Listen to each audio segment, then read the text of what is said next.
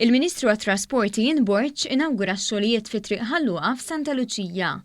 Tul dawn l-aħħar xhur din it-triq nbniet mill-ġdid u minflok il-karreġġanti li kien hemm b'żewġ korsiji ġiet żviluppata karreġġetta doppja b'4 korsiji li huma mifrudin b'central strip, bi crash barriers, dawl LED u bosta sistemi ta' sigurtà.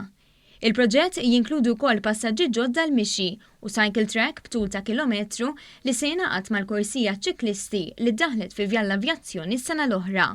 Ix-xogħlijiet kienu jinkludu wkoll it-tqejjid ta' 1.6 kilometri ta' servizzi taħt l-art u l-bini ta' sistema ġdida għall-ilma tax-xita.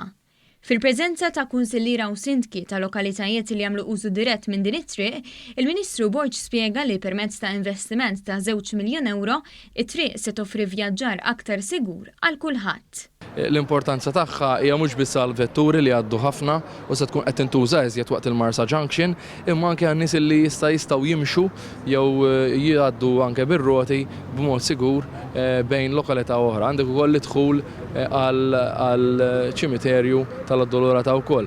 U allura din l-infrastruttura aktar sigura, aktar safe ser tkun qiegħda tgħin biex inkomplu ntejbu l-infrastruttura tal-pajjiż. Spjega wkoll kif fil-ġranet li ġejjin l-Aġenzija tal-Gvern Infrastructure Malta se tħawwel 175 siġra tul din it-triq. Il-Kap Eżekuttiv ta' Infrastruttura Malta Fredrika Zoppardi qal li din it-triq hija ħolqa kruċjali għad-devjazzjonijiet li hawn bħalissa sakemm jitlesta x-xogħol fuq il-proġett tal-Junction tal-Marsa.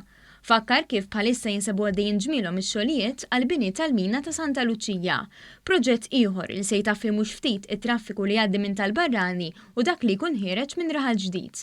Fl-istess waqt għaddej ukoll ix-xogħol fit-tela ta' Ħal Luqa biex la darba jitlesta x-xogħol tingħaqad mal-proġetti l-oħra li l-koll għandhom lan li jkomplu jnaqsu t-traffiku. Preżenti għal din il-konferenza kien hemm ukoll is-Segretarju Parlamentari responsabbli mill-Kunsilli Lokali, Silvio Parnis.